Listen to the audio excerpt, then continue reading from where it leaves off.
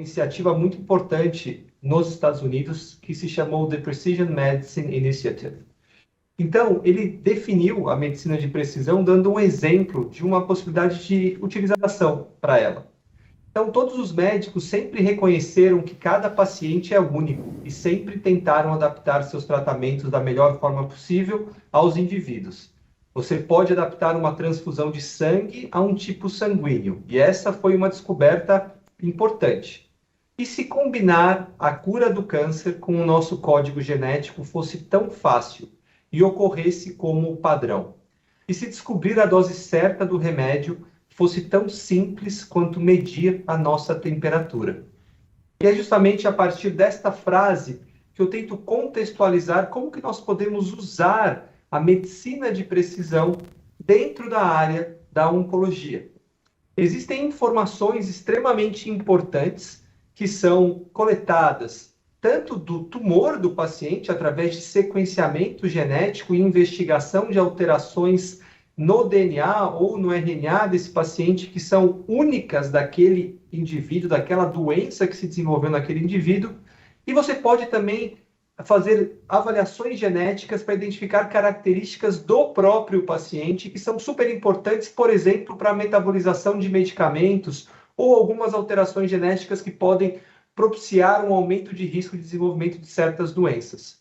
Essas informações, então, elas podem ser combinadas para tentar identificar um tratamento mais personalizado, que seja mais eficaz, com menos efeitos colaterais para um paciente que tem um diagnóstico oncológico.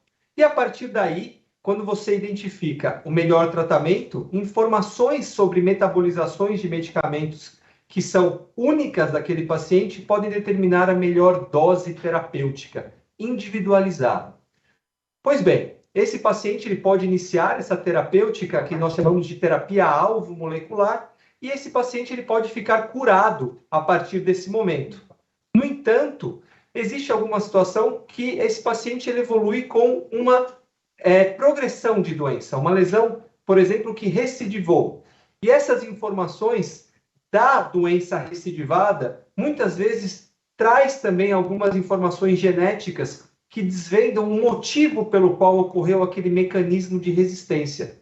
E no momento que você faz uma avaliação dessa lesão que recidivou, que voltou, você pode também ter informações que podem guiar o seu tratamento subsequente, que pode ser necessário fazer uma adaptação conforme as alterações genéticas que fizeram com que aquele mecanismo de resistência aparecesse. E com isso, identificar uma nova droga alvo terapêutica que pode ser eficaz, menos tóxica e, sem dúvida, pode, às vezes, gerar um tratamento muito mais eficaz e duradouro para esse paciente. E esse ciclo ele se fecha no momento que, se por acaso, esse paciente tiver uma progressão. Novamente, a gente pode tentar identificar alterações genéticas que podem trazer informações importantes para um tratamento subsequente. E dessa forma, a gente vai utilizando essa estratégia de medicina de precisão dentro do tratamento da jornada do paciente oncológico. Portanto, quando a gente começa a falar de testes genéticos dentro do cenário do paciente com câncer, a gente não pode esquecer que nós temos aqueles casos de cânceres que são hereditários, ou você pode identificar algumas alterações moleculares já no paciente que desenvolveu a doença para determinar a estratégia terapêutica. Então, vamos falar um pouquinho sobre essa parte do câncer hereditário. Nós, hoje, e nós estamos durante o Outubro Rosa, nós fazemos uma sugestão de que toda a população seja submetida a uma mamografia a partir de 40 anos de idade, uma vez ao ano. Essas são a recomendação da maior parte das sociedades. Mas essa estratégia de rastreamento e detecção precoce, ela é muito interessante para uma parte grande da população. Mas podem existir pessoas que têm alterações genéticas que o seu risco de desenvolvimento de câncer é maior. Portanto, a estratégia de começar aos 40 anos pode ser inadequada. E como que a gente descobriu isso? Porque a gente sabe que um em cada 10 casos de câncer são advindos de alterações hereditárias, de mutações que são herdadas ou do pai ou da mãe de um indivíduo, e que faz com que esse paciente seja mais propenso, tenha uma maior probabilidade de desenvolver câncer durante a vida.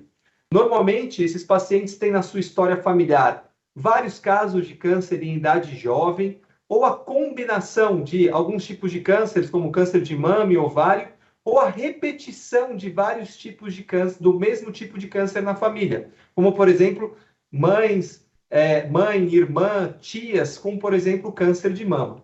E aí, essa pessoa, então, levanta a suspeita de ser portadora de uma alteração de predisposição hereditária a câncer, e no momento que você identifica essa paciente, você pode usar esta informação para desenhar estratégias de prevenção diferenciadas para esse grupo de alto risco. Então, um dos exemplos mais conhecidos que alterações genéticas podem aumentar risco de câncer é justamente o exemplo da atriz Angelina Jolie. Ela herdou da sua mãe uma alteração genética no gene BRCA1. E a partir da presença desta mutação no seu DNA, a Angelina Jolie ela tem uma probabilidade maior de desenvolver câncer de mama durante a vida do que o resto da população geral. Por exemplo, aos 40 anos, as mulheres que têm a mutação no gene BRCA1 têm cerca de 10 a 25% de já ter sido diagnosticada com um câncer de mama. Enquanto que a probabilidade de uma paciente da população geral ser diagnosticada é inferior a 5% nessa idade, aquelas que não têm alteração genética. E quando você compara uma paciente com mutação que tem o risco ao longo da vida de cerca de 80% de desenvolver o câncer de mama, a população geral tem cerca somente de 12%.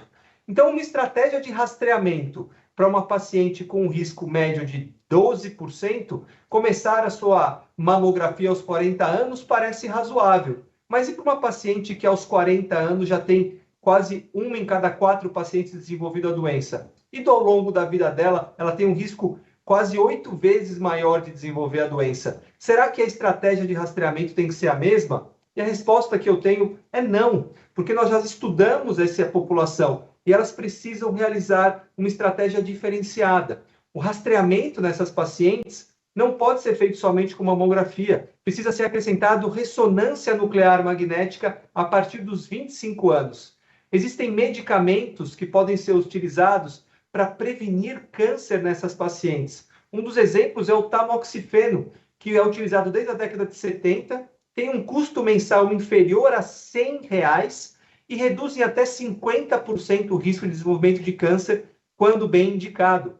E para aquelas pacientes que têm essas alterações de alto risco, nós podemos inclusive propor cirurgias profiláticas, como aquelas que foram escolhidas pela Angelina Jolie. Ela retirou as glândulas mamárias, reduzindo o seu risco de câncer de mama de 80% para menos de 5%.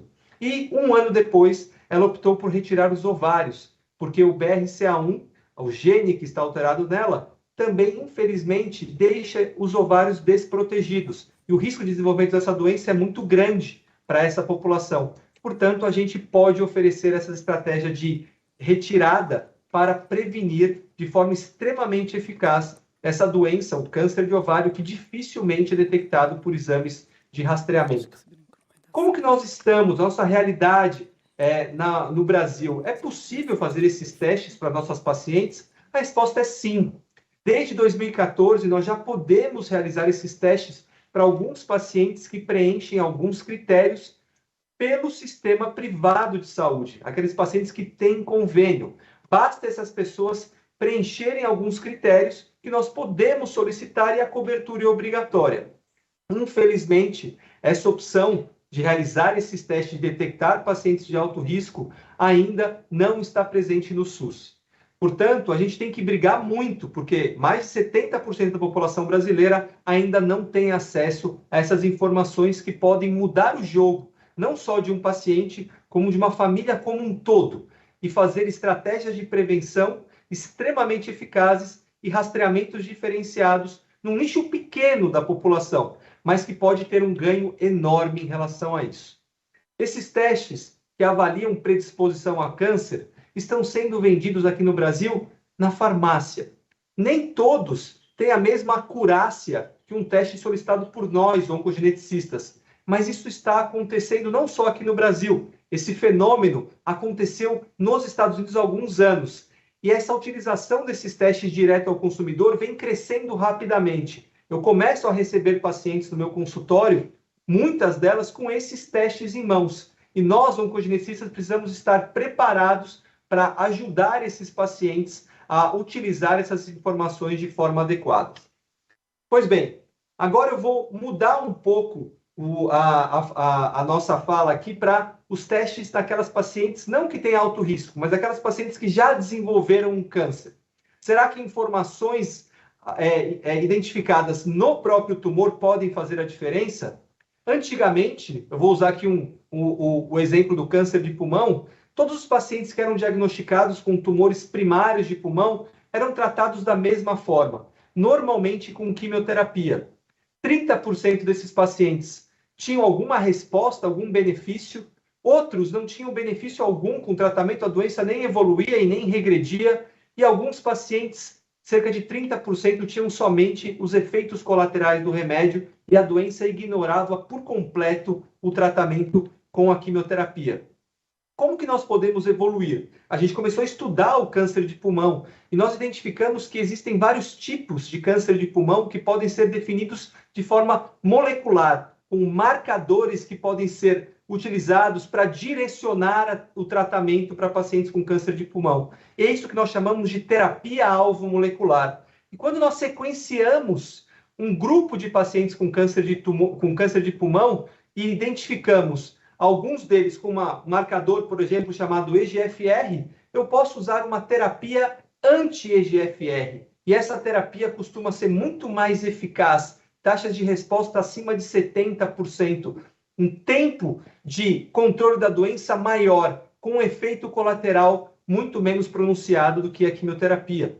Portanto, eu posso hoje subdividir vários tipos de cânceres de pulmão e tratá-los de acordo com a alteração molecular que está presente nas suas alterações que são identificadas na biópsia desse tumor.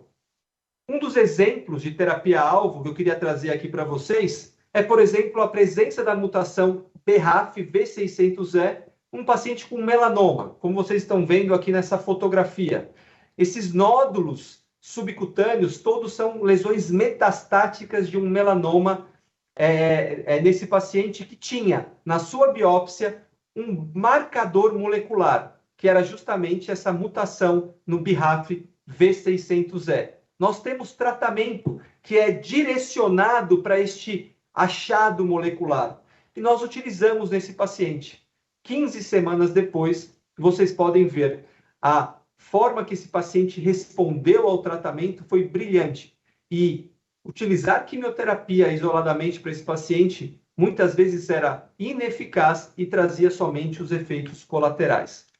Pois bem, onde estamos nesse estratégia de tratamento dentro aqui da nossa população brasileira? É possível? Sim, é possível. Muitos desses marcadores, desses tratamentos direcionados pelo alvo molecular já estão disponíveis no serviço público, através da utilização de planos de saúde. É lógico que temos que melhorar muito a velocidade de incorporação e como que esses testes são realizados em laboratórios privados. Mas uma parte significante dos pacientes já tem acesso a este tipo de estratégia personalizada. No SUS, no serviço público aqui do Brasil, infelizmente, nem os testes e nem os tratamentos direcionados para a terapia-alvo estão disponíveis. A grande parte da população brasileira, portanto, não tem acesso a esse tipo de estratégia que é extremamente diferenciada e que pode trazer benefícios muito relevantes para o tratamento e controle dos pacientes com câncer metastático. Outro exemplo aqui, que eu quero detalhar um pouco mais, é em relação à parte do câncer de pulmão. Como vocês podem ver, então, no passado, todos eram considerados a mesma doença. Depois de um certo tempo, a gente começou a separar esse câncer de pulmão em células pequenas e não pequenas através do olhar sob o microscópio. Depois, nós começamos a subdividir o câncer de pulmão em células não pequenas, entre adenocarcinoma e carcinoma escamocelular. E agora, na nossa realidade, é impossível realizar um tratamento de câncer de pulmão sem fazer uma avaliação molecular, saber quais são os marcadores que estão presentes nessas células tumorais deste câncer de pulmão. E esse tipo de estratégia não só define terapias-alvo molecular, como hoje também pode ajudar na seleção de pacientes que podem responder à imunoterapia. Aqui são alguns exemplos de alguns alvos moleculares que nós podemos identificar em pacientes com câncer de pulmão não pequenas células. Esses pacientes hoje, cerca de 50% deles, nós somos capazes de identificar alguma alteração genética e oferecer algum tratamento diferenciado, personalizado para eles.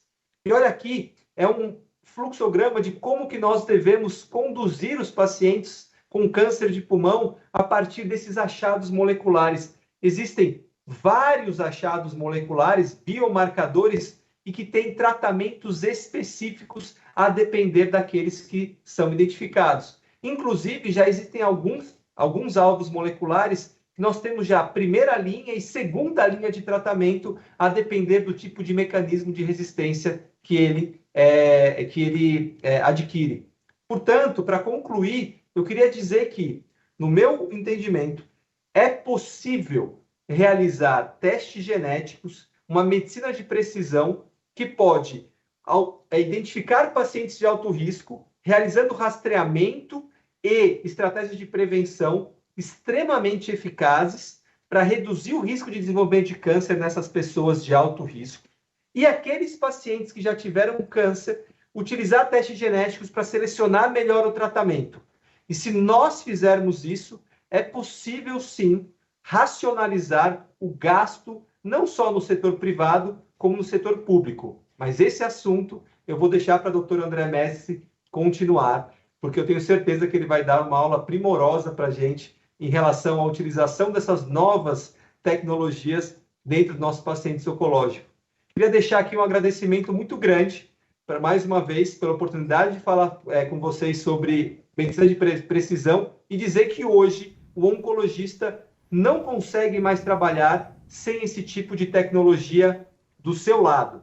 Nós utilizamos isso para detectar pacientes de alto risco, para identificar marcadores que podem ser utilizados para definir terapia. E isso não vai parar por aqui. A gente vai evoluir cada vez mais. E se isso não entrar para os pacientes do SUS, o abismo que existe entre o tratamento que é feito no serviço privado, que está evoluindo a grandes passos, vai começar a ficar cada vez maior esse abismo. E os pacientes SUS vão continuar tendo um tratamento que ainda é utilizado há 2, 3 décadas atrás, sem ter a possibilidade de receber os avanços que nós estamos tendo na terapia, na oncologia, dentro desse cenário moderno, utilizando a medicina de precisão.